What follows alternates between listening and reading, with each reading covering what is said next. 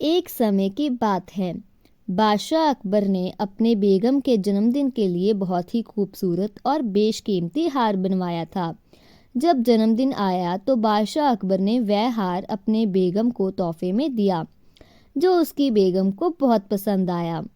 अगली रात बेगम साहिबा ने वह हार गले से उतारकर एक संदूक में रख दिया। जब इस बात को कई दिन गुजर गए तो एक दिन बेगम साहिबा ने हार पहनने के लिए संदूक खोला, लेकिन हार कहीं नहीं मिला। इससे वह बहुत उदास हो गई और इस बारे में बादशाह अकबर को बताया। इस बारे में पता चलते ही बादशाह अकबर ने अपने सैनिकों को हार ढूंढने का आदेश दिया, लेकिन हार कहीं नहीं मिला। इसके बाद अकबर को यकीन हो गया कि बेगम का हार चोरी हो गया है।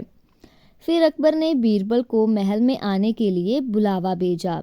जब बीरबल आया तो अकबर ने सारी बात बताई और हार को खोज निकालने की जिम्मेदारी उसे सौंप दी। बीरबल ने समय व्यर्थ किए बिना ही राजमहल में काम करने वाले सभी लोगों को दरबार में आने के लिए संदेश भिजवाया। थोड़ी ही देर में दरबार लग गया। दरबार में अकबर और बेगम सहित सभी काम करने वाले हाजिर थे, लेकिन बीरबल दरबार में नहीं था। सभी बीरबल का इंतजार कर ही रहे थे कि तभी बीरबल एक गधा लेकर राज दरबार में पहुंच जाता है। देर से दरबार में आने के लिए बीरबल बादशाह अकबर से माफ़ी मांगता है।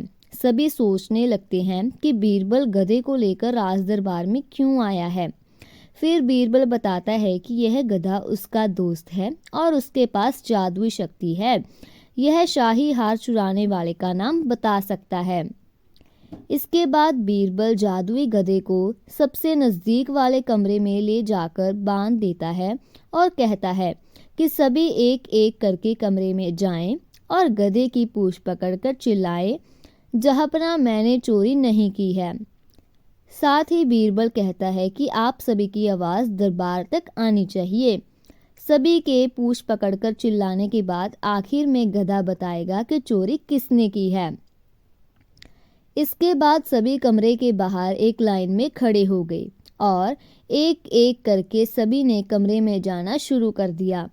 जो भी कमरे के अंदर जाता तो पूंछ पकड़कर चिल्लाना शुरू कर देता, जहांपना मैंने चोरी नहीं की है।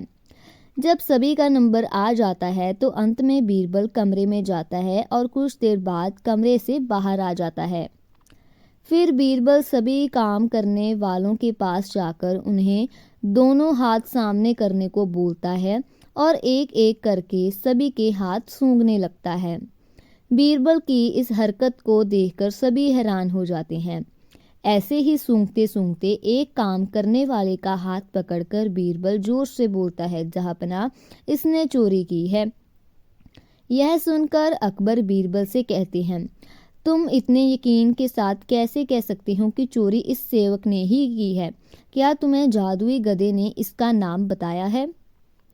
तब बीरबल बोलता है, जहांपना यह गधा जादुई नहीं है, यह बाकी गधों की तरह साधारण ही है।